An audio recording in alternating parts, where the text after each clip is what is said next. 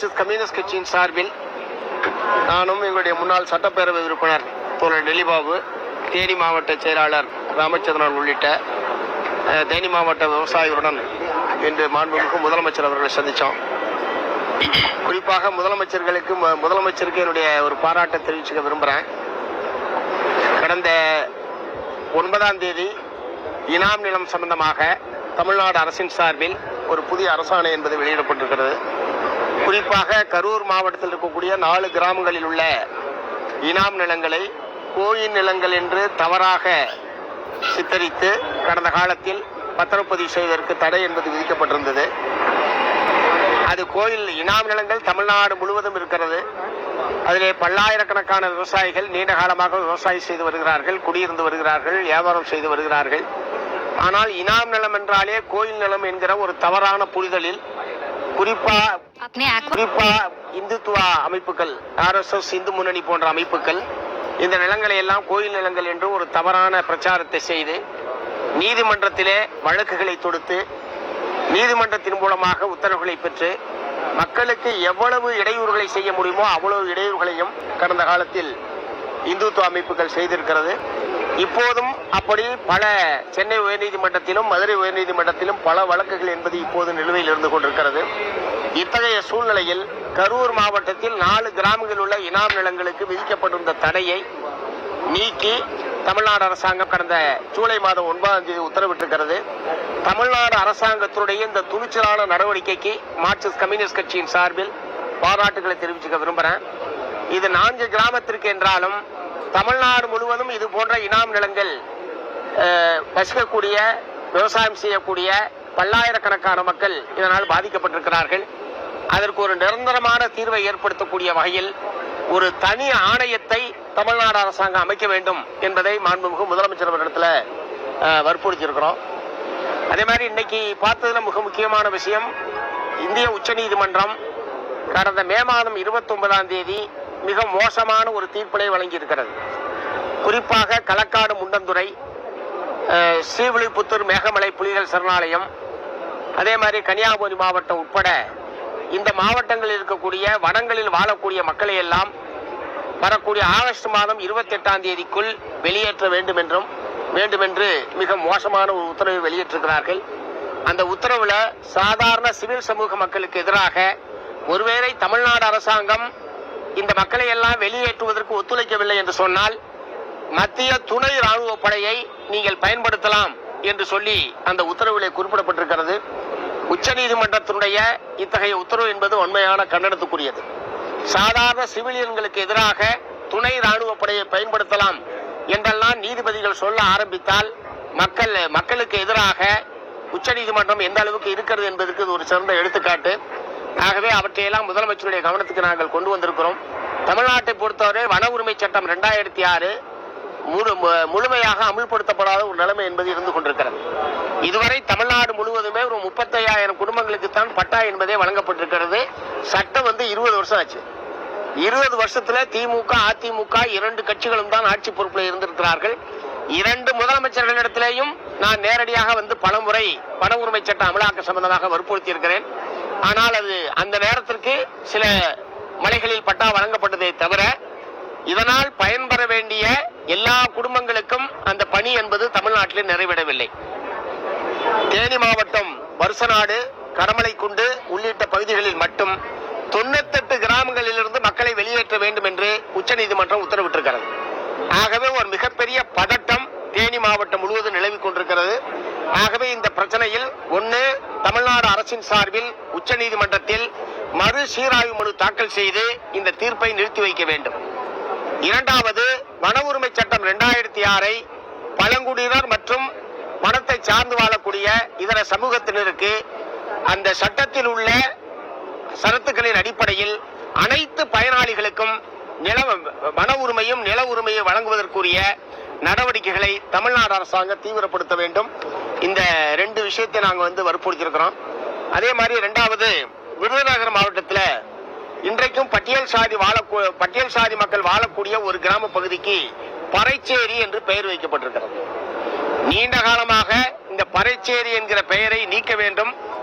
வடக்கு அச்சம் தவிழ்த்தான் என்று அந்த பெயரை மாற்ற வேண்டும் என்று அந்த கிராம மக்கள் கடந்த 15 ஆண்டுகளுக்கு மேலாக போராடி வருகிறார்கள். நானே அந்த கிராமத்திற்கு நேரடியாக சென்று மக்களுடைய கருத்துக்களையும் கேட்டேன். மாவட்ட ஆட்சித்தலைவர் பரிந்துரை செய்கிறார் மாற்றலாம் என்று சொல்லி ஆர்டிஓ பரிந்துரை செய்திருக்கிறார். கிராம ஊராட்சி தீர்மானம் நிறைவேற்றி அனுப்பியிருக்கிறது. இவ்வளவு அனுப்பியதற்கு பிறகும் தமிழ்நாடு அரசினுடைய ஆவணங்களில் அந்த பரிச்சேரி என்பது நீக்கப்பட்டு வடக்கு அச்சம் தவிழ்த்தான் என்று மாற்றுவது என்பது ஒரு சாதாரணமான சின்ன வேலை.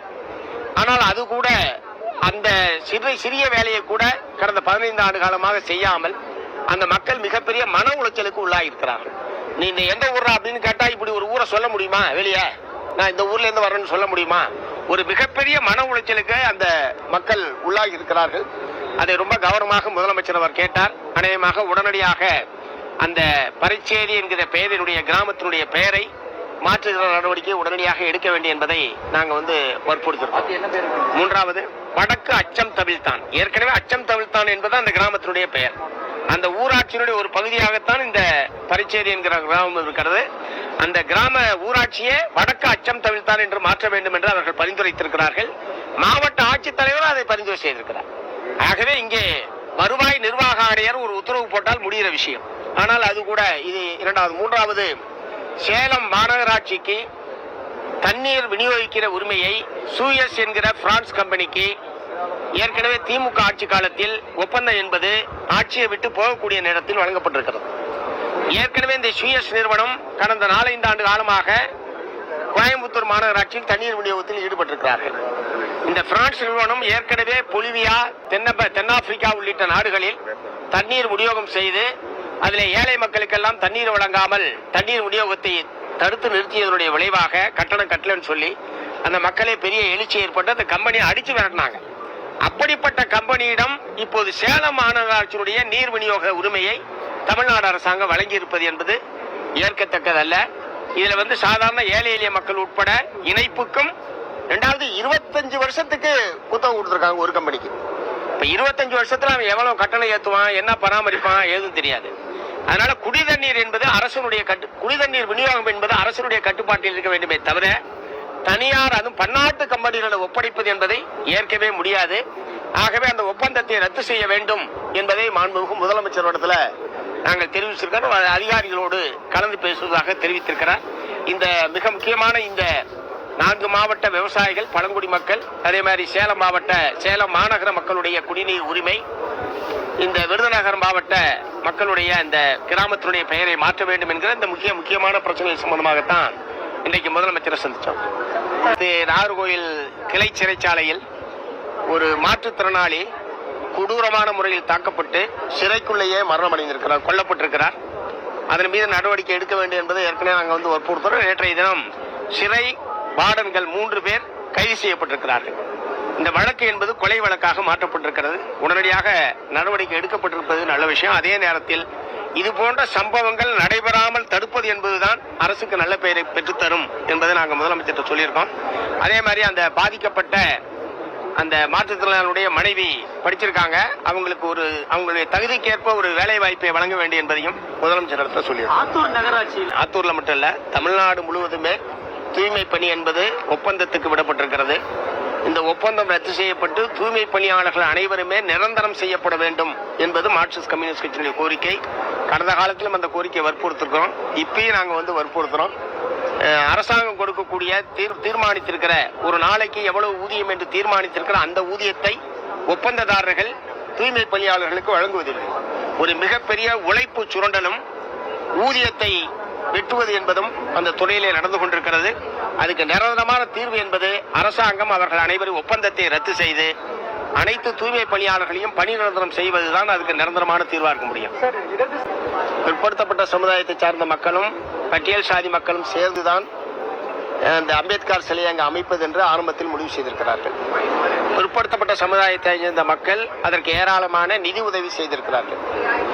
சிலை அமைக்கப்பட்ட போது அம்பேத்கர் கால் மேல் கால் போட்டுக் கொண்டு உட்கார்ந்திருக்கிறார் என்பதுதான் அதில் இருக்கிற பிரச்சனை. அவங்க சிலையா கூட அம்பேத்கர் கால் மேல கால் போட்டுக்கிட்டு உட்காரக்கூடாது அப்படின்னா எந்த அளவுக்கு சாதிய பாகுபாடும் தீண்டாமை கொடுமையும் கோலோச்சு கொண்டிருக்கிறது என்பதற்கு இது ஒரு சிறந்த எடுத்துக்காட்டு. இந்த சாதிய ஆணவம், சாதிய மனப்போக்கு என்பதற்கு எதிராக தமிழக மக்கள் அணிதிரள வேண்டும். பிறப்புக்கும் எல்லா உயிருக்கும் என்று வள்ளுவர் சொன்னால் அதை போற்றுகிற நாம், ஆனா சிலையா கூட ஒருத்தர் கால் மேல கால் போட்டு ஒரு பட்டியல் சமூகத்தை சார்ந்தவர் உட்கார்ந்திருக்க கூடாது என்கிற அளவுக்கு கொடூரமான ஒரு நிகழ்வாக இருக்கிறது. நாங்கள் ஏற்கனவே வற்புறுத்தியிருக்கிறோம், அந்த சிலை மீண்டும் திறக்கப்பட வேண்டும். அந்த இல்ல அதுல கோர்ட்ல இருக்கு அந்த வழக்கு.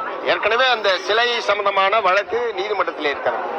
இதுக்கு இடையில இது யார் நடந்ததுன்னு தெரியல. நீதிமன்றத்தில் வழக்கு நிலுவையில் இருக்கிற போது திறந்ததுதான் பிரச்சனைன்னு அவங்க சொல்றாங்க. இன்றைக்கு எங்களுடைய தோழர்கள் அங்க போயிருக்காங்க. முழுமையான விவரம் தெரிஞ்சதுக்கு பிறகு நானே ரியாக்ட் பண்றேன். பட் எப்படி இருப்பினும் அந்த சிலை முறையாக திறக்கப்பட வேண்டும். அதற்கு யாரும் தடை செய்வதை நாங்கள் ஏற்கவில்லை. ராஜினாமா பண்ணிட்டு வராங்க, அதுக்கு வித்தியாசம் இருக்கு. பிஜேபி எம்பி எம்எல்ஏக்கள் பதவியில இருந்து கொண்டே அப்படியே இரண்டாக உடைப்பது, மூன்றாக உடைப்பது, அப்படியே கொத்தா கொண்டு வந்து சேர்த்துக்கிறது, அதன் மூலமாக தங்களுடைய பலத்தை பெருக்கிக் கொள்வது என்கிற அணுகுமுறையை பிஜேபி மேற்கொள்வதும், இவர்கள் ராஜினாமா செய்துவிட்டு அதிமுகவில் இருக்கக்கூடிய உட்கட்சி பிரச்சனையும் அதோடு சேர்ந்து இருக்கிறது. அதே இதையும் சமப்படுத்தக்கூடாது. சார், பிஜேபி டோன் தான் இங்க இருக்க ரூலிங் பார்ட்டி பண்ணுதுன்னு சொல்றாங்க. அதாவது பிஜேபி எப்படி முக்கிய காங்கிரஸ் சொல்லியிருக்காங்க, அது மாதிரி இங்க இருக்க சீனியர் லீடர் ஆதவத்தினால அவங்களுக்கு 90% ஏடிஎம்கே ஆளுங்க இங்க தான் இருக்காங்க, அவங்க தீர்த்து போன சக்தி எல்லாம் சொல்றாங்க. இது ஒரு ஜனநாயக போக்கான இது பாக்குறீங்களா?